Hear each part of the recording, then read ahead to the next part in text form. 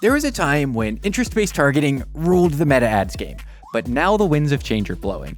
And new studies are showing that for many brands, casting a wider net is actually reeling in better results. In this video, we are going to break down exactly why broad targeting is outperforming, how you can use it to get better results from your ads, and we're going to do it all in less than 5 minutes. So first, let's break down how targeting on Facebook actually works. This is a really great article that was published by Triple Whale recently, and it does an awesome job of dumbing down how Facebook actually finds the audience for your ads. So it says that you can visualize Facebook's user base as a dartboard, but instead of rings around the target, this dartboard contains millions of tiny dots that are constantly changing position on the board. Basically, each of these dots represents a user, and users with similar interests and demographics tend to cluster together. So your ad is a dart, you pay Facebook for the chance to throw that dart, and when your dart hits the right dot, you make a sale.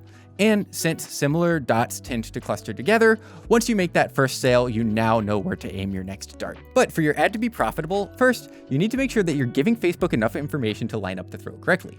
Second, Facebook has to have a decent view of the dots. Third, the price of the throw is reasonable, meaning that there aren't too many other advertisers competing with you to serve their ads to the same cluster of dots. And fourth, there are enough dots on the board that would ever convert on your product and offer in the first place. The fewer throws it takes to hit the right dot, the more profitable your ad is. So, why in the world would it make sense not to tell Facebook exactly who to target? Well, here's the problem. Since the privacy updates in iOS 14, like requiring apps to ask permission to track users, Facebook has less information about each dot on the board, and it's harder for them to see the board in the first place. So let's change our analogy from darts to battleship. If you go broad, Facebook will systematically test across the whole board until it hits a ship. But if you're targeting a specific location on the board, and there's not actually a ship there, then you're just firing shots into the ocean over and over and over and over again. What it ultimately comes down to is which approach is going to find that first sale faster. Well, the data actually shows that broad does. According to this study from lebsq.io,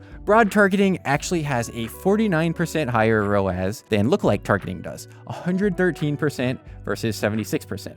And we've actually seen similar results in tests that we've done here at Bad Marketing. The trick is your ad has to be compelling. Imagine you're at the mall handing out flyers to random people who walk by.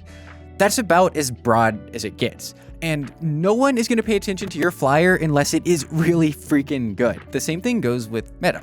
Your creative has to be really good so that it resonates with a broad audience and it converts in as few throws as possible. Okay, so what's best for your brand specifically? You've got to think about the pros and the cons of broad versus interest-based targeting. So broad targeting takes less management. It can help you gain insights about your customer profiles and what locations get better results. It can have a lower cost per click, but because Meta is trying to pinpoint who your audience actually is, giving Facebook control of your ad spend could result in your budget getting spent in the wrong places or a quicker spend and a higher cost per click. But then with interest targeting, it's mostly about control. You can have specific targeting into pre-researched customer profiles, and you can make sure your spend is allocating to the customers that you want it to. But the cons here are that you could be targeting the wrong audience. And this leads back to the pros for broad targeting. So you could be missing out on interests that you are unaware of, which the Facebook pixel can give you access to. i.e., broad targeting can find new interests and audiences that you didn't even know about. Here's an example of this using some ad sets that we ran for clients. So we had this ad set that was Dr. Phil talking about a product. We specifically targeted people who were interested in Dr. Phil, and as a result, it makes sense that we had a high click-through rate, we had a low CPC, good thumb stop ratio, and our ROAS was 3.62. Awesome. But we also ran this broader ad that was purely informational, educational, talked about the product. It wasn't as hooky, so it had a lower click-through rate, lower thumb stop ratio, but the people who actually watched it bought it. Way higher ROAS, 4.9%. Broad targeting obviously worked in this case.